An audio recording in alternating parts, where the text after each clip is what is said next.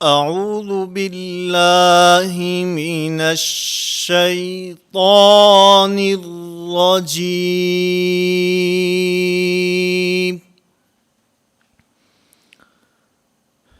بسم اللہ الرحمن الرحیم۔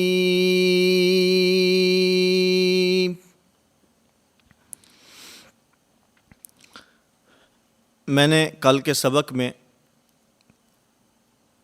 آپ حضرات کے سامنے ابتدائی طور پر تعوذ اور تسمیہ کی ادائیگی اور اس کے ساتھ ساتھ نورانی قاعدہ کی پہلی تختی میں وہ حروف جن کے آخر میں الف ہے ان کی ادائیگی، اور پھر سبق کے آخر میں پریکٹیکلی طور پر مشق کے طور پر آپ حضرات کی خدمت میں سورۃ الفاتحہ کی ابتدائی 4 آیات پیش کی تھیں، اور میں امید کرتا ہوں کہ آپ تمام احباب نے پوری توجہ، دل جمی اور دھیان کے ساتھ کل کے سبق کو دہرایا ہوگا، اس کی مشق کی ہوگی۔ اگر اسی طرح آپ حضرات پوری توجہ اور دھیان کے ساتھ اس کی پریکٹس، اس کی مشق اور ادائیگی کرتے رہے تو انشاءاللہ العزیز اس کورس کے آخر تک ہم اس قاعدہ میں بنیادی جو معلوماتی چیزیں ہیں اور اس کے ساتھ ساتھ حروف کی ادائیگی اور قرآن کریم کو تجوید کے ساتھ پڑھنا انشاءاللہ سیکھ جائیں گے۔ آج کے سبق میں میں آپ حضرات کی خدمت میں یہ بات عرض کرتا ہوں کہ یہ جو نورانی قاعدہ ہم پڑھ رہے ہیں اس کو معمولی نہ سمجھیں۔ قرآن کریم کو تجوید کے ساتھ پڑھنے میں بنیاد نورانی قاعدہ ہے۔ اگر کوئی شخص صحیح طریقے پر اس نورانی قاعدے کو پڑھ لیتا ہے، اس کے اندر جو چیزیں بیان کی گئی ہیں ان کو سمجھ لیتا ہے، ان کو سیکھ لیتا ہے، تو گویا کہ اس نے تجوید مکمل کر لی ہے، کیونکہ بنیادی طور پر اس قاعدہ کے اندر 4 چیزیں بیان کی گئی ہیں جو اس نورانی قاعدہ کا خلاصہ ہے۔ نمبر 1، حروف کی پہچان۔ تختی نمبر 1 سے لے کر تختی نمبر 3 تک اس قاعدہ میں حروف کی پہچان کرائی گئی ہے۔ نمبر 2، حرکات کی پہچان۔ تختی نمبر 4 سے لے کر تختی نمبر 7 تک حرکات کی پہچان ہے۔ نمبر 3، علامات کی پہچان۔ تختی نمبر 8 سے لے کر خاتمہ تک حروف کی پہچان، حرکات کی پہچان اور علامات کی پہچان کو بیان کیا گیا ہے۔ تو گویا کہ یہ جو 3 چیزیں ہیں، حروف کی پہچان، حرکات کی پہچان اور علامات کی پہچان، یہ صرف اس نورانی قاعدہ کا خلاصہ نہیں ہے بلکہ یہ پوری تجوید کا خلاصہ ہے، کیونکہ تجوید میں بھی بنیادی طور پر حروف کو اپنے مخارج سے صحیح صفات کے ساتھ ادا کرنا یہ تجوید کا خلاصہ ہے۔ آج کے سبق میں ہم وہ حروف بھی پڑھیں گے جو کل کے سبق میں الف والے حروف ہم نے پڑھے تھے، اور اس کے ساتھ ساتھ اس تختی میں موجود مزید وہ حروف جن کے اوپر لمبی مد ہوتی ہے، کیونکہ یہ جو حروف ہیں جن کے آخر میں الف ہوتا ہے ان میں 1 الف کے برابر مد ہوتی ہے، اس کو زیادہ لمبا نہیں کیا جاتا۔ 1 الف کی مقدار کھلی ہوئی مٹھی کو درمیانی رفتار سے نارمل انداز میں بند کرنا یا بند مٹھی کو درمیانی رفتار یا نارمل انداز سے کھولنا، یہ ایک الف کی مقدار ہے۔ ایک یہ ہے کہ بالکل یوں ایستا ایستا ایستا آپ کھلی ہوئی مٹھی کو بند کرتے ہیں، اور ایک یہ ہے کہ آپ بہت تیزی کے ساتھ اس کھلی ہوئی مٹھی کو بند کرتے ہیں، اور تیسرا یہ ہے کہ آپ نارمل انداز میں درمیانی رفتار میں اس کھلی ہوئی مٹھی کو بند کرتے ہیں۔ یہ درمیانی رفتار سے نارمل انداز سے کھلی ہوئی مٹھی کو بند کرنا، یہ ایک الف کی مقدار ہے۔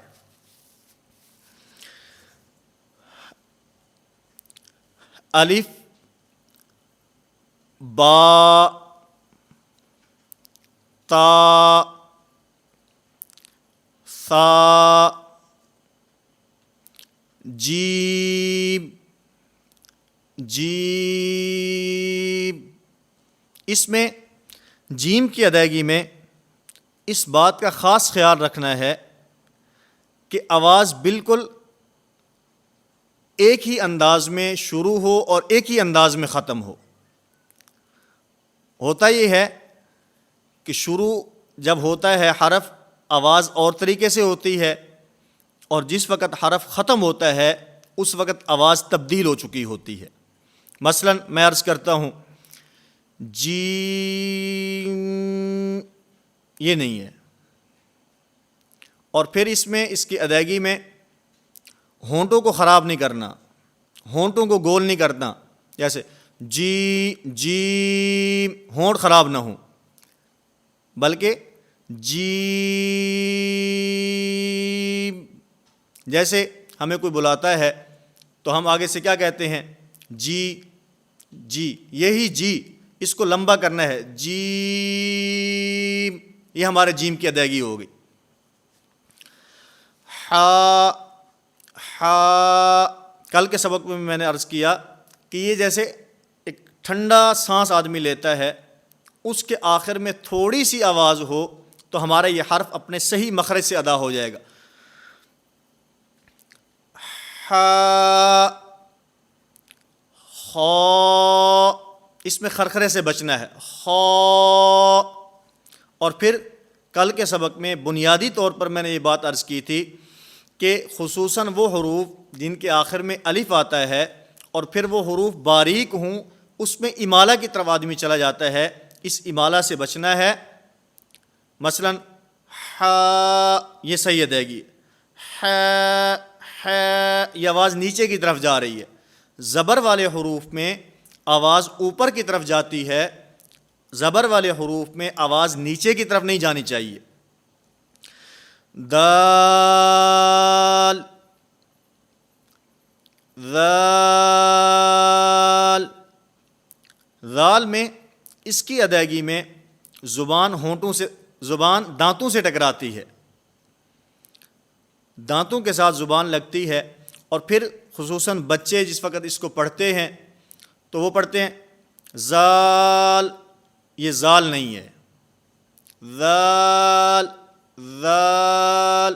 اچھا، استاد ٹھیک کرا رہے ہیں تو استاد کہتے ہیں بچے زبان باہر نکالو، زبان دانتوں کو لگاؤ، تو پھر بچے عموماً جو غلطی کرتے ہیں، کبھی ایسا ہوتا ہے حرف ادا کرنے سے پہلے زبان نکال لیتے ہیں، اور کبھی ایسا ہوتا ہے کہ حرف پہلے ادا ہو جاتا ہے اور زبان اس کے بعد نکالتے ہیں۔ مثلا میں دونوں کیفیات جو ہے آپ کے سامنے عرض کر دیتا ہوں۔ ایک ہے ذال، ذال، زبان نکالی، پیچھے لے گئے اور پھر حروف کو ادا کیا، اور دوسرا کیا ہے ذال، ذال، آخر میں زبان باہر نکال لیتے ہیں۔ یہ اس طرح نہیں ہے، حروف کی ادائیگی کے ساتھ ہی زبان نے دانتوں کے ساتھ ٹکرانا ہے۔ ذال، را، زا، سین، یہ سین، سین، اس میں سین آواز ناک میں نہ جائے، سین، جیسے ہم انگلش میں پڑھتے ہیں اے، بی اور سی۔ اب انگلش میں بچہ صحیح پڑھ رہا ہے سی، اور جب عربی میں آئے گا قاعدے میں آئے گا تو یہاں سی آواز ناک میں لے جائے گا. اس کو سمجھانے کے لیے بچہ پڑھو اے بی، آگے پڑھو سی، اسی سی کو لمبا کر دیں، سی، یہ ہمارے حرف کی ادائیگی ہوگی.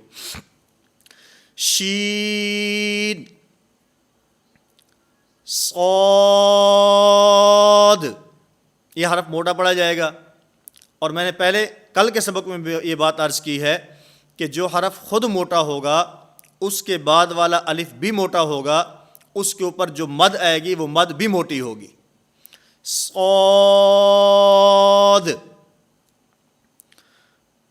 ضاد. اچھا، اس میں ان دونوں حروف کی ادائیگی میں جو عموماً غلطی ہوتی ہے وہ کیا ہوتی ہے؟ سواد. یہ سواد نہیں ہے، ہونٹ نہیں ہلنے چاہیے، ہونٹ گول نہیں ہونے چاہیے. صاد، ضاد. اور پھر یہ ضاد ایک ایسا حرف ہے کہ اس میں جو غلطی ہوتی ہے وہ صفات میں نہیں ہوتی، وہ صفات کی غلطی نہیں ہوتی، بلکہ عمومی طور پر جو غلطی ہوتی ہے وہ مخرج کی غلطی ہوتی ہے. اور مخرج کی غلطی کی وجہ سے یہ حرف ضاد نہیں رہتا، بلکہ یہ دوسرے حرف سے بدل جاتا ہے. مثلا ضاد، اب اس میں جیسے زا ہم نے ادا کیا اسی طرح ضاد کو ادا کر رہے ہیں، یہ زا سے بدل جائے گا. اور کبھی ایسا ہوتا ہے کہ اس ضاد کو ضا سے بدل دیا جاتا ہے. قا اور ضا وہ الگ حرف ہے، یہ الگ حرف ہے، اس کا مخرج الگ ہے، اس کا مخرج الگ ہے، اس کے نکلنے کی جگہ الگ ہے، اس کے نکلنے کی جگہ الگ ہے. آپ صحیح مخرج کے ساتھ حروف کو ادا کریں. اور میں آپ کی خدمت میں حروف کے مخارج کے پہچاننے کا آسان ترین طریقہ بتاتا ہوں. آپ حضرات کسی بھی حرف کا مخرج معلوم کرنا چاہتے ہیں، آپ نے مخرج پڑھا نہیں ہے یا آپ نے پڑھا ہے لیکن آپ کو یاد نہیں ہے، تو اس کے معلوم کرنے کا آسان ترین طریقہ یہ ہے کہ آپ جس حرف کا مخرج معلوم کرنا چاہتے ہیں اس حرف کو ساکن کریں، اس کے شروع میں حمزہ متحرک لگا دیں. میں مثال کے طور پر با ہے، آپ با کا مخرج معلوم کرنا چاہتے ہیں، با کو ساکن کریں، اس کے شروع میں حمزہ متحرک لگا دیں. جہاں پر یہ آواز ختم ہوگی وہ اس حرف کا مخرج ہوگا. مثلا با کو آپ ساکن کریں، شروع میں حمزہ متحرک لگائیں. اب با کا مخرج ہمیں معلوم ہو گیا کیونکہ ہماری آواز دونوں ہونٹوں پہ بند ہو رہی ہے اور با کا اصل مخرج بھی دونوں ہونٹ ہیں. اسی طرح آپ ہا کا مخرج معلوم کرنا چاہتے ہیں، ہا کو ساکن کریں، اس کے شروع میں حمزہ متحرک لگا دیں. آہ، اب آپ حضرات اس کی مشق کریں، میرے ساتھ ساتھ آپ اس کو پڑھیں گے، آپ کو محسوس ہوگا کہ حلق کے درمیان سے یہ آواز نکل رہی ہے، اور جب آواز بند ہوتی ہے تو اسی حلق کے درمیان میں بند ہوتی ہے. اور ہا کا مخرج بھی وسط حلق ہے، حلق کے درمیان سے ہا ادا ہوتا ہے. اسی طرح ضاد ہے، آپ ضاد کا مخرج معلوم کرنا چاہتے ہیں، ضاد کو آپ ساکن کریں، اس کے شروع میں حمزہ متحرک لگائیں. اب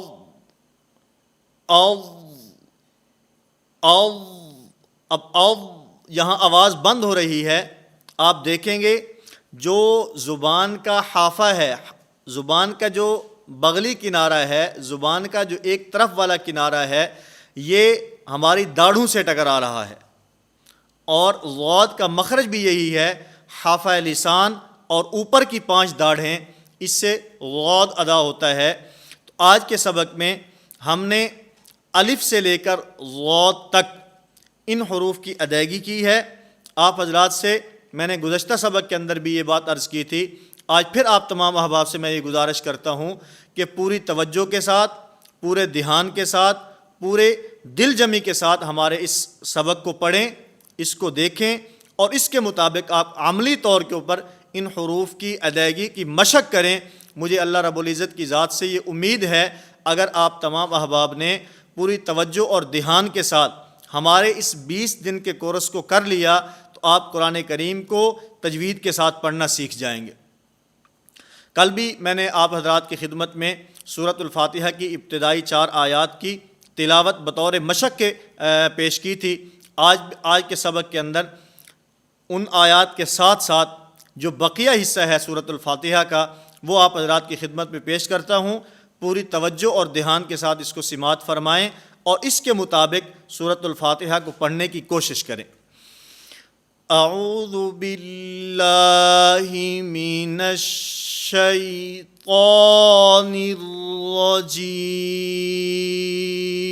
الرجیم،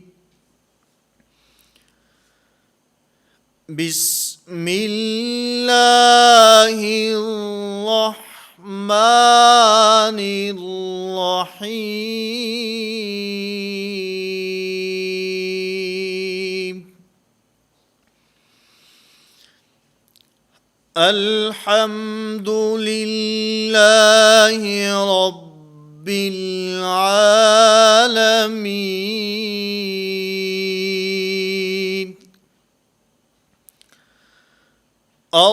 الرحمن الرحیم، مالک یوم الدین،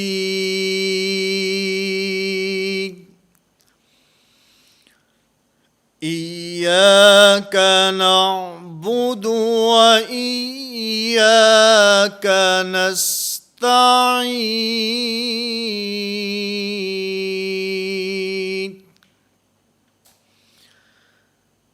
اهدنا الصراط المستقيم، صراط الذين أنعمت عليهم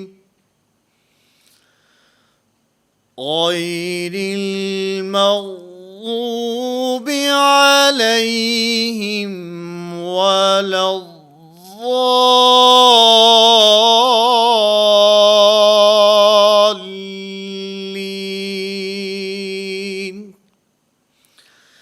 جیسے میں نے آپ حضرات کے سامنے حروف کی ادائیگی بیان کی ہے، جس طرح قاعدہ کے اندر ہم حروف کی ادائیگی میں مخارج کا خیال رکھتے ہیں، صفات کا خیال رکھتے ہوئے باریک حرف کو باریک پڑھتے ہیں، موٹے حرف کو موٹا پڑھتے ہیں، ان مخارج اور صفات کا خیال کرتے ہوئے سورۃ الفاتحہ کی مشق کریں۔ اس کو بار بار پڑھیں گے تو انشاءاللہ العزیز آپ کی سورۃ الفاتحہ صحیح تجوید کے مطابق ہو جائے گی۔ اللہ رب العزت مجھے آپ تمام احباب کو قرآن کریم کو تجوید کے ساتھ پڑھنے کی توفیق عطا فرمائیں۔